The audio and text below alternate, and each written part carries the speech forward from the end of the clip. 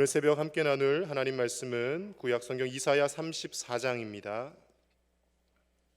오늘 하루도 하나님의 은혜가 가득한 복된 날 되시기를 간절히 축복합니다. 사람들이 종종 이런 말을 합니다. 특별히 어떤 사람을 전도하려고 하면 가끔 이렇게 대답하시는 분들이 있습니다. 하나님이 만약에 계시다면, 정말 신이라는 존재가 있다면 이 땅이 이렇게 부조리할 수가 있을까?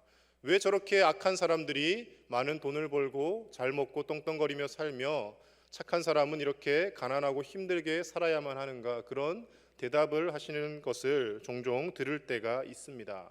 심지어 어떤 분들은 이런 말씀까지 하십니다. 당신이 전하는 만약 하나님이 있다 해도 그런 하나님이라면 나는 믿지 않을 것이다.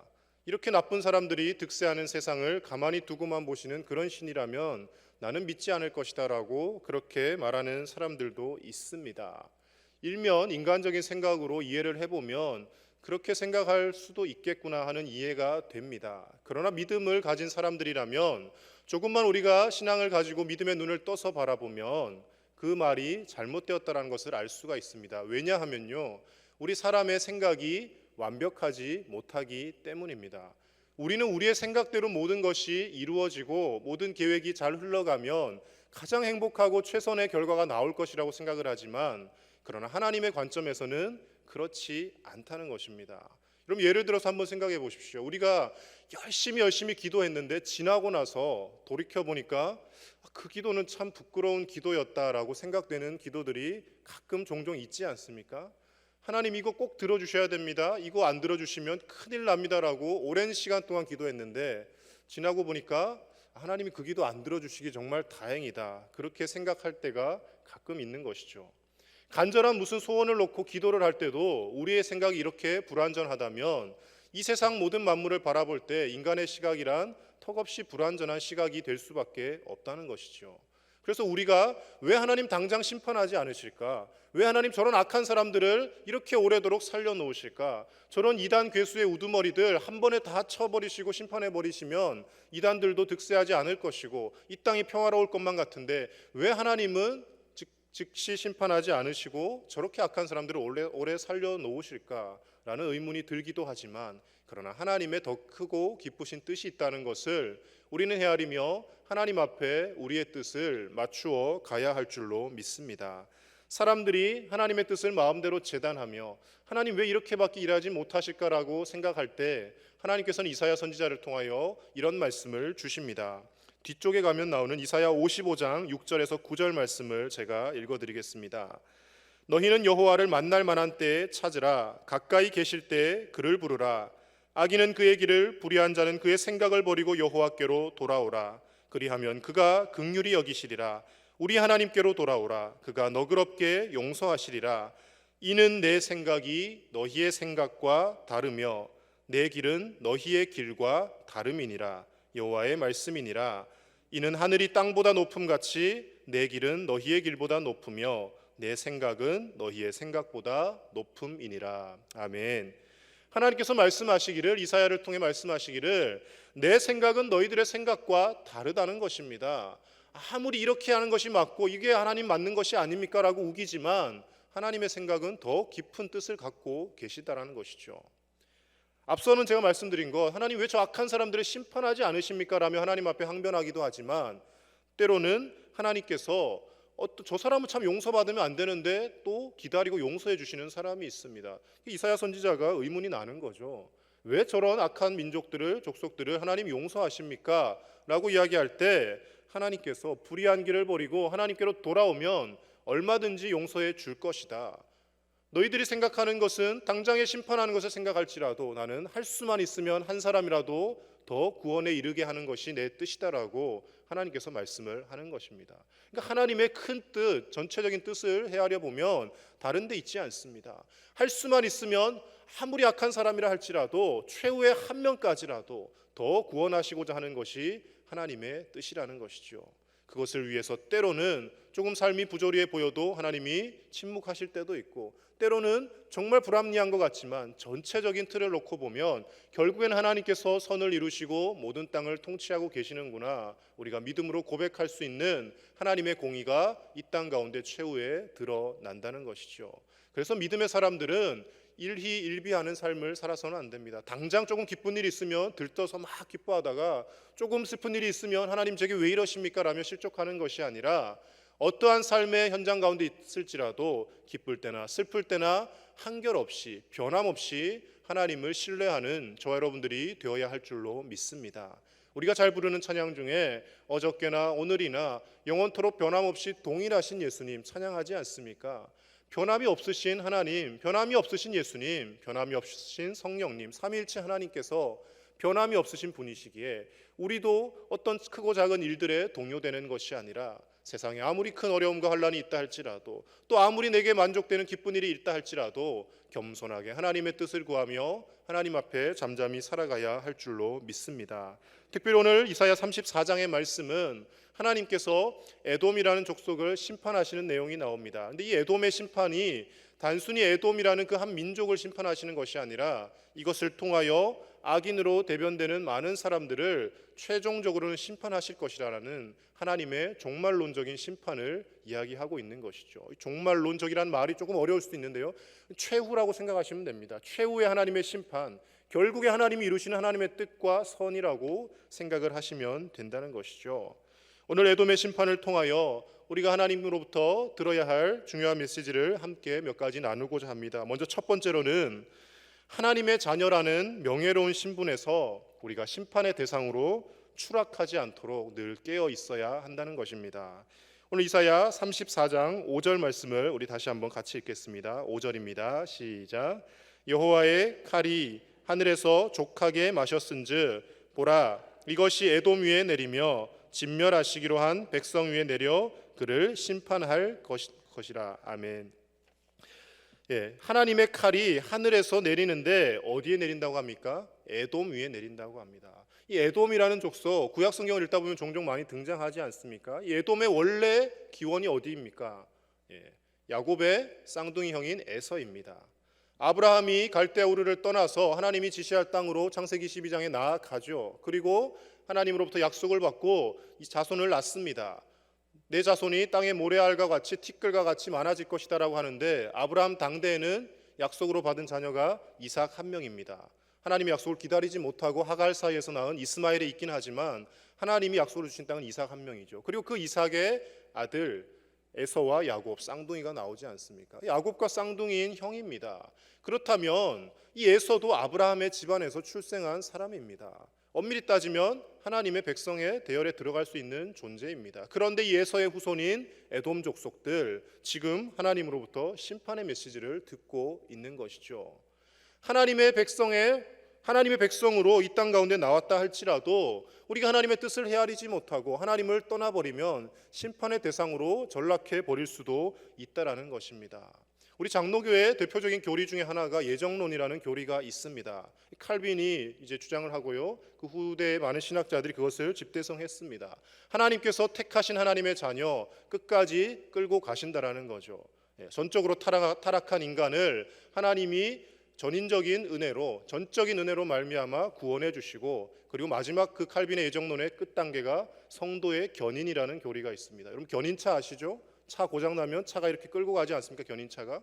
하나님이 택하신 하나님의 자녀들, 성도들은 하나님이 견인차가 돼서라도 끝까지 끌고 천국으로 가신다라는 겁니다. 이게 예정론의 이제 핵심 부분인데, 그런데 우리가 이 예정론을 너무 맹신한 나머지 내가 그럼 마음대로 어떻게 아무렇게나 살아도 끝까지 하나님은 나를 구원하실 거야 라며 너무 안일하게 생각하는 경우도 있습니다. 이 칼빈의 예정론은 주의해야 될 것은 하나님을 찬양하는 목적으로 바울이 그 말씀을 기록했다는 것을 우리가 생각을 해야 합니다. 여러분 이렇게 예를 들면 고백하죠. 인생을 한 80년, 90년 사신 연세가 지긋하신 어르신께서 내 살아온 인생길 다 되돌아보니 내 힘으로 산 것 같은데 다 하나님의 계획 속에 있었고 하나님이 순간순간 나를 인도하셨다라고 하나님께 우리가 모든 영광을 올려드리고 하나님의 공을 세우지 않습니까? 바울이 고백한 것은 이런 뜻에서 한 것입니다. 찬송하리로다 창세전부터 우리 주 예수 그리스도 안에서 우리를 예비하사, 하나님이 우리를 예비하셨다는 것, 너무 하나님의 은혜가 커서 하나님이 다 계획하셨다라고 이렇게 고백하고 있는 것인데, 이 예정론을 지나치게 맹신하다 보면 우리가 어떻게 살든지 간에 하나님은 우리를 한번 택하면 절대 놓지 않으시고 구원하신다, 이렇게 이제 흘러갈 수도 있다라는 것이죠. 하나님은 우리가 그런 삶을 사는 것을 원하는 것이 아니라 늘 깨어서 기도하며 택함 받은 하나님의 자녀의 이 신분을 놓치지 않도록 우리가 정말 살얼음 위를 걷는 심정으로 깨어서 이 세상을 살아가기를 원하신다라는 것입니다. 그렇다고 지나치게 우리가 불안해하며 떨며 내가 지옥으로 가면 어떡하지, 이렇게 살 필요도 없습니다. 하나님의 은혜가 크시고 이미 우리를 선택하셨기 때문에 내가 그 하나님의 은혜를 깨닫고 잊어버리지만 않는다면, 그 은혜 속에서 어떻게든 살아가려고 내가 애쓰는 그 마음이 중심 속에 있다면 하나님께서는 우리를 구원하실 것입니다. 그런데 그런 은혜로운 현장에서 자라고 태어나고 성장을 하였지만 결국에는 심판의 대상이 되는 존재들도 있더라는 것입니다. 오늘 이 에돔이 대표적인 케이스입니다. 이 에돔이 호시탐탐 이스라엘 백성들을 괴롭히고 뒤에 훗날 이 후손들이 계속해서 이스라엘 백성들과 유다 백성들과 대적을 하게 됩니다. 대표적인 것이 출애굽 당시에 모세와 200만 가까이 되는 이스라엘 민족들이 이제 대이동을 하지 않습니까? 가나안 땅으로 들어가기 위해서 이 에돔 땅을 지나가려고 합니다. 민수기 20장 18절에서 21절 말씀에 보면, 그래서 에돔 왕에게 사람을 먼저 보냅니다. 우리가 하나님이 약속하신 땅으로 가려고 하는데 당신네들의 땅을 좀 지나만 가겠습니다. 어떤 것도 하지 않고 지나만 가겠습니다 하는데 에돔 왕이 절대로 안 된다, 우리 땅 요만큼도 밟을 수 없다 그러며 병사들을 이끌고 나와서 이스라엘 백성들을 위협합니다. 그래서 엄청나게 멀게 우회 길로 돌아가게 되는 것이죠. 민수기 20장 20절에서 21절 말씀 제가 읽어드립니다. 그는 이르되 너는 지나가지 못하리라 하고 에돔 왕이 많은 백성을 거느리고 나와서 강한 손으로 막으니 에돔 왕이 이같이 이스라엘이 그의 영토로 지나감을 용납하지 아니하므로 이스라엘이 그들에게서 돌이키니라. 자신의 형제인 나라인데 에돔의 아까 시초가 에서라 그러지 않았습니까? 야곱의 후손들, 그 이스라엘 백성들이 그냥 좀 지나만 가겠다고 하는데 못하게 막는 거예요. 우리가 이것을 단순히 생각하면 에돔 참 나쁜 족속이구나 생각할 수 있지만 우리의 삶 가운데도 이런 일들이 얼마나 많은지 모릅니다. 내가 예수를 믿는다 하면서도, 하나님의 자녀라고 하면서도 내 옆에 다른 이웃들이 잘 되는 것을 잘 못 보는 일들이 있지 않습니까? 그래서 사촌이 땅을 사면 배가 아프다는 그런 속담도 나오죠. 내 주변 사람이 잘 되면 잘 됐네라고 축하하는데 내심 뭔가 좀 배가 아프고 속이 쓰린 일들이 있습니다. 근데 옆집 자녀들은 저렇게 다 출세하고 좋은 직장에 취직하고 잘 되는 것 같은데 뭐 안 되는 건 다 우리 집 자녀예요. 다 안 되는 거는 우리 집 형제들이고, 그러다 보면 자꾸 배가 아픈 거죠. 똑같이 예수님을 믿는데 저 집은 많은 축복을 받는 것 같고 우리 집은 왜 이렇게 복을 못 받는 것 같지라는 생각이 들면 이제 질투와 시기가 발동을 하는 거죠. 이 에돔이 이랬다라는 겁니다. 이스라엘 백성들을 시기하고 질투하고 그들이 지나가는 것조차 용납하지 않았던 그들, 결국은 그 악한 마음으로 살았을 때 그들에게 임할 것은 심판밖에 남아있지 않더라는 것이죠. 신약 성경에도 이와 비슷한 비극적인 인물들이 등장합니다. 대표적인 사람, 예수님의 12 제자였던 가룟 유다입니다. 가룟 유다라는 사람, 이름은 유다이고요, 가룟 지방 출신입니다. 이 가룟 유다가 우리는 늘 예수님 배신한 나쁜 인간 그러면서 아주 정말 못돼 먹은 사람으로 기억하는데 상당히 당시에 똑똑한 사람이었고, 요한복음에 보면 가룟 유다가 예수님의 제자들 중에 뭘 맡고 있습니까? 돈꾀를 맡고 있다라고 하죠. 우리 오늘날도 교회에서 재정부를 맡고 계신 분들, 죄송한 말씀이지만 정말 이렇게 두뇌 회전이 잘 되지 않고 하면 재정부 맡기가 힘듭니다. 그 돈 계산하고 막 숫자 쓰고 이거 보고도 막 틀리고 이렇게 하거든요. 머리가 잘 돌아가야 하고요, 똑똑한 분들이 이 돈을 맡는 거죠. 이 가룟 유다가 그만큼 지식이 있고 똑똑한 사람이었습니다. 그리고 예수님의 12 제자의 반열에 들었던 선택받은 축복의 인물 아닙니까? 그런데 그는 어떻게 그의 인생의 말로가 나타납니까? 예수님을 배신하고 팔아서 넘긴 비극적인 인물로 삶을 마감하지 않습니까? 하나님이 가룟 유다를 처음부터 예수님을 팔아넘길 존재로 예정을 하고 지으셨을까요? 그렇지 않습니다, 여러분. 가룟 유다가 그 마음에 악한 생각을 품고 있기에 예수님께서 그는 차라리 태어나지 않았으면 좋을 뻔했다라고 한탄하시며 말씀하시는 것이지, 가룟 유다는 태어날 때부터 예수님을 팔기로 작정한 사람, 하나님이 딱 로봇처럼 만들어 놓으시고 그렇게 몰고 가시는 것이 아니라는 거예요. 가룟 유다가 아니라도 어떤 방법을 통해서라도 하나님께서 자신의 아들 예수님이 십자가를 지도록 하시고 인류의 구원은 이루어 가실 것입니다. 그런데 가룟 유다가 그 탐욕으로 인하여, 악한 생각으로 인하여 안 좋은 현장에서 예수님을 팔아넘긴 그런 불의한 도구로 사용이 되어졌다라는 것이죠. 우리 하나님의 자녀들이 늘 깨어서 우리가 이런 악한 도구로 사용되지 않도록 하나님 앞에 늘 기도하며 살아야 할 줄로 믿습니다. 디모데후서 4장 9절에서 11절 말씀에 보면 데마라는 사람도 나옵니다. 이 사람이 처음에는 바울과 동역하며 늘 열심히 복음을 전했던 사람입니다. 그런데 디모데후서 4장 10절에 바울이 이렇게 고백합니다. 데마는 이 세상을 사랑하여 나를 버리고 데살로니가로 갔고라고 이야기합니다. 바울과 함께 복음을 전하며 열심히 주님의 나라를 위하여 일했던 데마, 결국에는 세상을 사랑하여 세상으로 가버린 사람으로 마지막 최종 기록이 남아 있더라는 것이죠. 사랑하는 성도 여러분, 우리가 하나님의 자녀라는 것은 변함없는 불변의 진리입니다. 그러나 우리가 그 자녀됨을 큰 은혜로 받아들이며 날마다 그 자녀됨의 신분을 잃지 않도록 하나님 앞에 날마다 깨어서 기도하며 하루하루를 살아가실 수 있기를 주님의 이름으로 간절히 축복합니다. 끝까지 하나님께서 주시는 은혜와 복을 받아 누릴 수 있는, 하나님이 선택하신, 하나님이 복 주시는 약속의 자녀로 살아가는 저와 여러분들의 삶이 되시기를 간절히 축복합니다. 두 번째로 우리가 생각해야 할 것은요, 하나님은 자기 백성의 억울함을 결코 외면하지 않으시는 분이라는 것입니다. 우리 8절 말씀 같이 읽습니다. 8절입니다. 시작. 이것은 여호와께서 보복하시는 날이요 시온의 송사를 위하여 신원하시는 해라. 아멘. 에돔이 심판받는 이날을 8절에서는 뭐라고 다르게 표현합니까? 여호와께서 보복하시는 날, 그리고 시온의 송사를 위하여 신원하시는 해라고 표현합니다. 여러분, 심판이라고 하면 제가 지난주 새벽기도 때도 말씀을 드렸지만 참 무섭고 두렵고 떨리고 그렇게 겁나는 것이 심판이라는 이 두 글자 단어 아닙니까? 그런데 이 심판이라는 단어가 하나님의 약속의 자녀들, 하나님을 신실하게 섬기는 사람들에게는 두렵고 떨리는 단어가 아니라 오히려 하나님께서 우리를 구원하시는 날, 하나님이 우리를 죄와 이 세상의 모든 구속으로부터 자유케 하시는 날이라는 단어로 해석할 수 있다라는 것이죠. 당시 억눌리고 억압받던 유다 백성들, 이스라엘 백성들, 에돔이 심판받음으로 인하여서, 또 앞에 33장에서 아수르가 심판받음으로 인하여서, 뒤에 바벨론이 심판받음으로 인하여서 그들에게는 새로운 길이 열리고 새로운 인생이 펼쳐지게 되었다라는 것입니다. 하나님의 심판이라는 것은 악인들에게는 두려워하고 떨어야 할 대상이지만 하나님의 자녀들에게는 하나님께서 우리를 구원하시는 은혜의 날이 되는 줄로 믿습니다. 누구를 위해 하나님께서 신원하십니까? 시온의 송사를 위하여. 시온이라는 것은 하나님의 백성들, 이스라엘 자손 유다 백성들을 의미하는 것이죠. 오늘날로 따지자면 예수 그리스도 안에 있는 모든 하나님의 자녀들, 그들을 위하여 하나님께서 보복하시고 억울한 일을 갚아주시며 악인들을 심판하심으로 인하여서 우리가 하나님 안에 평안함을 누리며 살도록 하는 것이 하나님의 뜻이라는 겁니다. 하나님은 눈물로 부르짖고 하나님을 찾는 자를 결코 외면하지 않으십니다. 출애굽하기 전에 이스라엘 백성들 애굽에서 노예 생활을 하며 정말 하나님이 우리를 이제 버리셨는가라고 생각했지만, 그러나 하나님 앞에 울며 기도했을 때 모세라는 지도자를 보내셔서 하나님의 때가 되었을 때 홍해를 건너게 하시며 마른 땅에서 물이 솟아나게 하시며 먹을 것이 없으면 하늘에서 만나를 뿌려 가시면서까지 하나님의 자녀들을 구원하여 주신 분이 우리 하나님이시라는 것입니다. 여러분, 오늘날 세상이 참으로 각박하고 살기가 점점 어려워졌다고들 합니다. 그러나 조금만 생각을 달리 해보시면 우리가 6.25 전쟁도 겪고요, 그 이전에 일제 그 치하에서 온갖 수탈을 다 겪었던 나라입니다. 그때에 비하면 그래도 더 먹고 살만하지 않습니까? 그래도 우리가 머리 붙이고 잠잘 집이 다 있고요, 오늘날 이렇게 더운 여름날 같은 경우 시원하게 에어컨을 틀면서 예배 드릴 수 있는 좋은 환경도 하나님 주시지 않았습니까?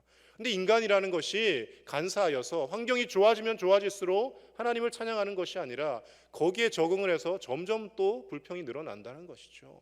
불과 30년 전과 비교만 해보아도 우리가 얼마나 잘 먹고 잘 살며 하나님 앞에서 큰 은혜를 누리며 살고 있습니까?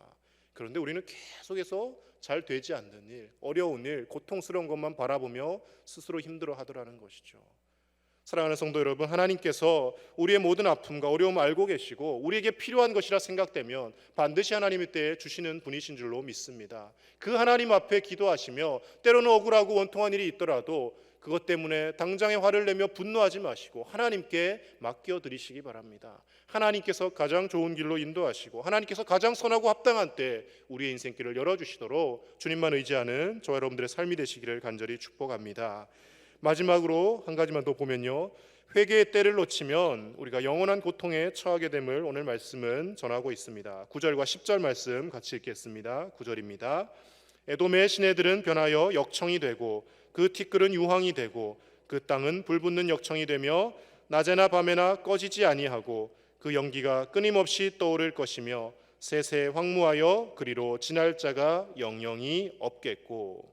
여러분, 이 두 절을 읽으면서 대본에 떠오르는 연상되는 공간이 있지 않습니까? 지옥이 떠오르는 것이죠. 불 붙는 것 같고 티끌은 유황이 되고 땅은 불 붙는 역청이 되며, 성경 곳곳에서 지옥에 대해 묘사하기를 뜨거운 불이 붙는 것 같다라고 묘사를 합니다.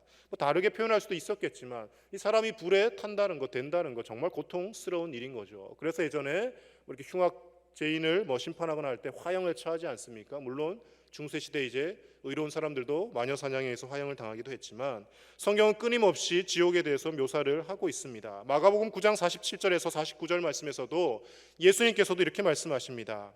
만일 내 눈이 너를 범죄하게 하거든 빼버리라. 한 눈으로 하나님의 나라에 들어가는 것이 두 눈을 가지고 지옥에 던져지는 것보다 나으니라. 거기에서는 구더기도 죽지 않고 불도 꺼지지 아니하느니라. 사람마다 불로써 소금 치듯 함을 받으리라.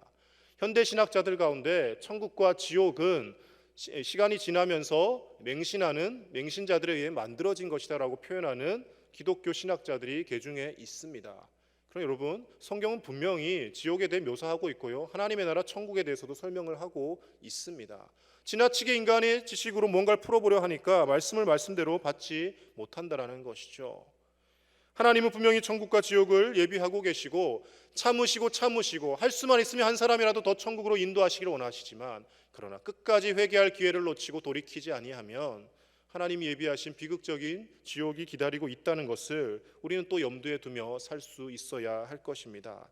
그러나 아직 살아있다는 것은 저와 여러분들에게 기회가 있는 줄로 믿습니다. 오늘 이 하루도 하나님의 은혜로 살기를 원하고, 이 하루도 하나님이 나의 아버지가 되심을 고백하며, 내가 예수 그리스도의 은혜로 말미암아 오늘도 죄를 짓고 살아가지만 주님의 십자가의 보혈이 나를 구속하셨고 나를 구원하여 주셨다라는 것을 믿음으로 고백하며 그것을 놓지 않는다면 하나님께서는 저와 여러분들을 하나님 예비하신 거룩한 천국으로 반드시 인도하여 주실 줄로 믿습니다.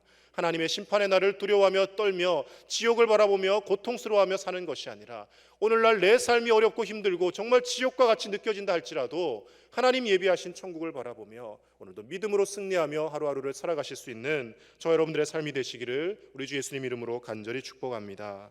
함께 기도하겠습니다. 이 시간 함께 기도하실 때 하나님의 최종적인 심판의 날이 나에게 화가 되는 삶이 아니라, 내가 지옥에 가면 어떡하나 떨며 두려워하며 사는 것이 아니라, 나를 구원하며 우리의 억울함을 풀어주시는 하나님의 은혜를 바라보며 감사하며 살아가는 우리 삶이 되게 해달라고, 주님 다시 오시는 그날까지 우리 주 예수님만 바라보며 사는 우리가 되게 해달라고 함께 기도하겠습니다. 오늘은 토요일입니다. 내일 있을 주일 예배를 위해 함께 기도해 주시고, 예배를 위해 섬기는 모든 봉사자들 위해서 기도해 주시고, 그리고 특별히 내일부터 다시 재개되는 교회 학교 예배를 위해서 기도해 주시고, 코로나19가 소멸되도록 기도해 주시고, 지금 많은 비로 인해서 대전과 부산 지역에 수많은 사람들이 수해를 입고 있습니다. 하나님 속히 복구가 되고 평안을 달라고 우리 함께 간절히 기도하며 나가겠습니다.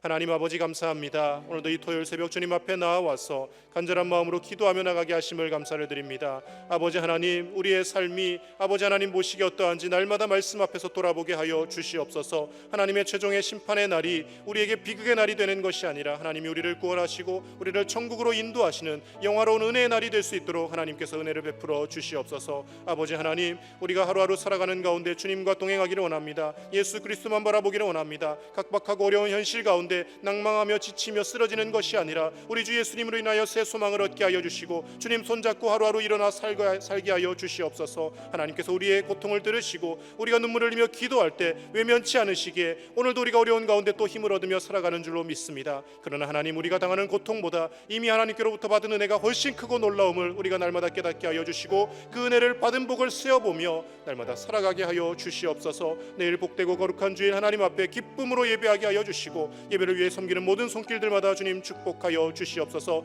말씀을 선포하시는 담임 목사님께 강건함을 더하여 주시고, 선포되는 귀한 말씀을 통하여 능력의 말씀이 전해지며 온 성도들이 하나님의 음성을 듣고 기쁨으로 돌아갈 수 있도록 주의 종을 사용하여 주시옵소서. 교회 학교 예배 가운데 은혜를 베풀어 주시고, 우리 사랑하는 다음 세대 모든 모든 자녀들이 하나님의 은혜 가운데 믿음으로 성장해 가게 하여 주옵소서. 코로나19가 속히 소멸되게 하여 주시며 하나님 수혜를 입은 지역 사람들을 위로하여 주시고 아버지 하나님 이 땅 가운데 하나님의 긍휼과 평화로 덮어 주시옵소서.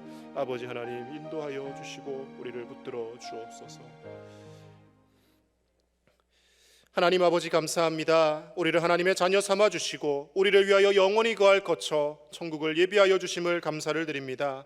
하나님의 심판의 날이 두렵고 떨리는 날이 되는 것이 아니라 하나님 우리를 구원하시며 하나님의 공의와 정의가 실현되는 날로 우리에게 은혜의 날로 다가올 수 있도록 하나님 우리를 붙들어 주시옵소서. 주님 다시 오시는 그날까지 우리 주 예수님만 바라보며 믿음으로 한 걸음 한 걸음 살아가는 우리의 삶이 될 수 있도록 성령 하나님 우리를 늘 인도하여 주시고 성령의 충만함을 입게 하여 주시옵소서. 내일 하나님께서 예비하신 복되고 거룩한 주일입니다. 예배 가운데 하나님의 은혜가 넘쳐나게 하여 주시고 말씀을 선포하시는 담임 목사님을 붙들어 주셔서 강건케 하여 주시고 주의 종을 통하여 선포되는 귀한 말씀이 사랑하는 우리 모든 성도님들에게 위로가 되고 생명이 되고 하나님께 더 가까이 이끄는 능력의 말씀이 될 수 있도록 주의 종을 붙들어 주시옵소서. 내일부터 재개되는 교회 학교 예배 위에 하나님 함께 하여 주시고 사랑하는 우리 자녀 손들 강건하게 하여 주셔서 주님 앞에 나와 예배할 때 믿음이 자라나게 하여 주시고 우리의 다음 세대가 더 부흥하며 복을 받는 우리 광양제일교회 되어질 수 있도록 주님 축복하여 주시옵소서. 코로나19가 속히 소멸될 수 있도록 하나님 은혜를 베풀어 주시고